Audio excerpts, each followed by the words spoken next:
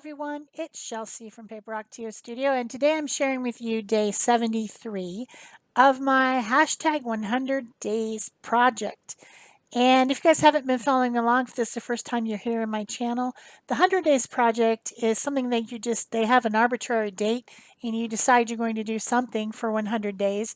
I picked mixed media collage, small sizes, so that I could complete one each day. This is a 5x7 canvas panel. It's a flat panel with canvas wrapped around it.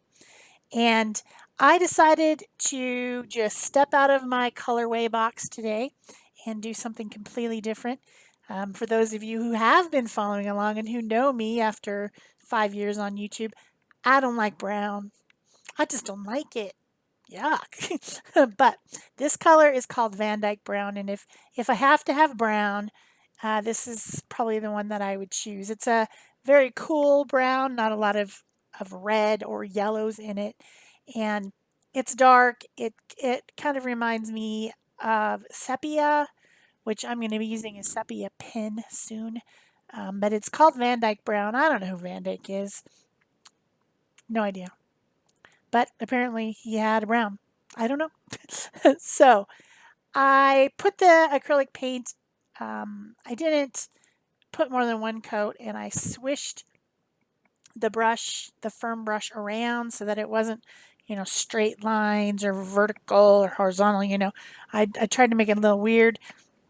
And then I took a wooden stick and I scribbled into it. And the scribbling is going to really become a lot part of my composition.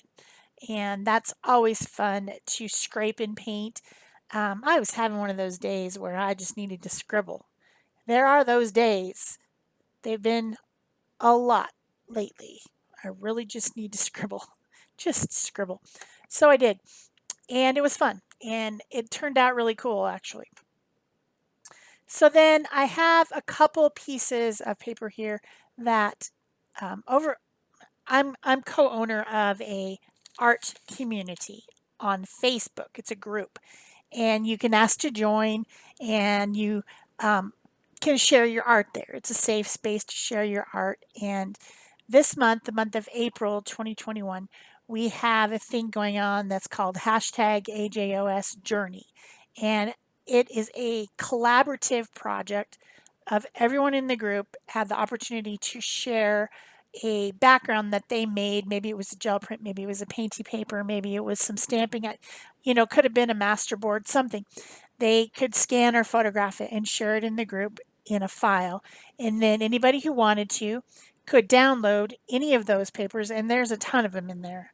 I mean, there's probably a couple hundred papers that you could download, and then you can print them off or have them printed. And I just bought a new inexpensive laser printer, and so these have been printed. I can't tell you who made the backgrounds. I don't know, but these are laser printed bits from some of these things that I downloaded and printed on my laser printer. I think there's 3 different ones there, or maybe just 2. There's this one that looks like it was probably eco dye. It's splattery and splotchy, and maybe it was coffee or tea or something. I'm not sure, but it's cool. Then there was this piece of this other one that had this probably a stencil design on it with these kind of like a floral situation, and I had these pieces left that were kind of gray with this floral looking thing. And then I'm not sure if the lavender, I might have had a couple pieces of lavender from something else, and then I added in my own painty paper in lavender.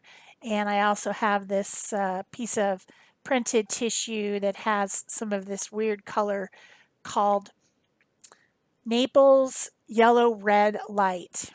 It's one of the paints that I have. It had some scraped onto it, and so I used a little bit of that. So those are the papers that I use, mostly the printed papers, which, they were on my desk, and I wanted to try them out. I need to print more of them off. My printer, I had it hooked up with Wi-Fi, and it got mad and decided it didn't want to print anymore. So I need to buy a cord and hook it up directly to my computer so that it won't act like that I want to have a little temper tantrum, a little technical temper tantrum over there. Technology does that for me.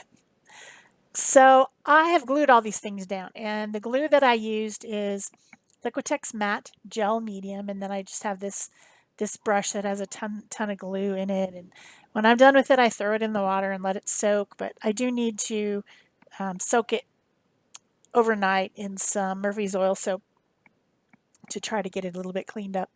If not, I can just throw it away. It doesn't really matter. I have so many collage brushes. I don't really care. They're not, they're not fancy. They're just brushes that I use for medium to glue with because I do a lot of collage. So that just happened to be one of them that was around. So then I got out some of this violet paint. It's something violet light. I will put it in the description box below. I need to get back to putting the links to the products in the description box below during this 100 days project, which is a lot. I've been neglecting that. It takes me some time to go and find the products and link them. So, but I know people appreciate that because people have been asking about it in comments like, oh, what was that blah, blah, blah that you used? And I'm like, well, sorry, I didn't put it in. I didn't do it. If people use it, I will do it. If people don't use it, I will stop doing that because it takes way too much time. So I am using that violet color, plus I did plop on there a little bit of titanium white to blend it with. And I'm just going around. So I started on the left side on the outside of the scribbles and I painted all that in. And then I started painting areas around the rest of the canvas.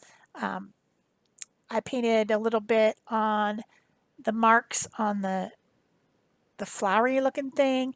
I painted in a couple of these, what would you call that?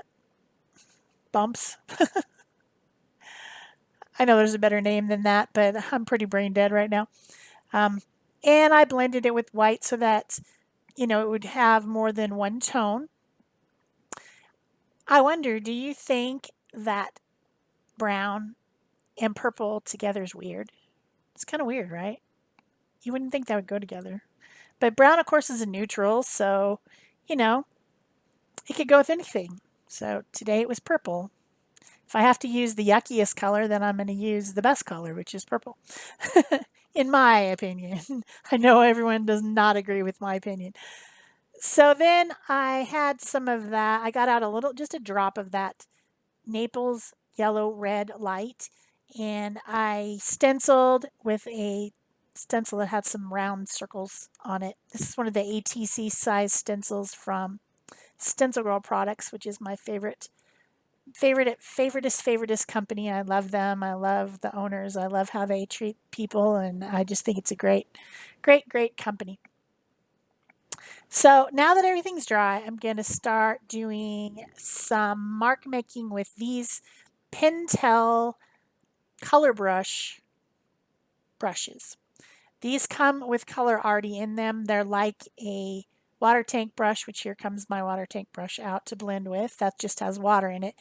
There's a reservoir inside the brush, and then there's this really nice synthetic brush on the end that's very flexible. You can make fat and thin lines with it. So these two, you guys see me using the Pentel Pocket Brush a lot, with it, which is black. And the Pentel Pocket Brush is India ink. So when you use it, it dries, it's permanent. These are not. These are like a watercolor type ink, a water-based ink. Easy to blend, but they will continue to move if they get wet. So this definitely has to be sealed, and I did take it outside and seal it with 3 coats of UV protectant satin finish acrylic spray. And I will try to remember to link that in the box below because people have been asking me about what varnish I use. And it's actually a Krylon product. It's not super expensive. You might even be able to find it in your store locally if you live in the United States. I'm not sure where Krylon's from, but it's got UV protectant in it so that your art will be protected from fading over time. And I prefer the satin finish or the matte finish. I don't like glossy stuff, so I don't usually use a gloss spray or a gloss varnish. Not to say I never have or never will, but I don't often. So I'm just going around, I'm making marks with I started out with the gray, and because that one little section with the flowery thing was gray. So I did use a little bit of gray, and then I switched to this sepia, which is a dark, cool colored brown, very similar to the Van Dyke brown in the back, but of course it's concentrated because it's in this brush. I am using sometimes the water to blend, sometimes I'm not blending it, and I'm just going and making lots of marks, just bringing everything out. This is an abstract. It does have the feeling of some type of a plant, though. It looks kind of like leaves, vines, flowers. It has that feeling to it, but it was intended to be abstract. So you may get the feeling of a floral or plant life out of it, although it's not the right color. So then I felt like a couple of these spaces need to be a little bit lighter so that your eye has a place to rest. And so I got out this bronze, it is a metallic gel stick. This is from the big set of 48 that I bought from King Art. And the one of the 12, there's 4 12 packs, and one of the 12 is metallics. And so this one is metallic, a goldy, bronzy color, coppery. And I put a little bit of that on and blended it with my finger. Then I went in with a white, this is an Arteza brand fine tip white acrylic paint pen. It's a fine tip, it's nice. Comes in a box of 20 with 10 white and 10 black. So if you guys need more paint pens, acrylic paint pens, always something I use all the time on almost everything. So I think it's great.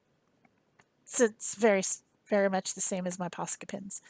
So nice and opaque. I'm adding the highlights with that, adding some more marks, dots, swooshes, things, just mark making with it. So I hope you've enjoyed this. This was day 73 of the 100 days, and it's a 5x7. If somebody wants to buy it, you can contact me at PaperOcotilloStudio@gmail.com, and yeah, I'll sell it to you. No problem. I have a ton of these things now, a whole big box of stuff. So that's it for me. If you liked it, please remember to give it a thumbs up, subscribe, leave me a comment or question if you want to. You can share it or whatever you want.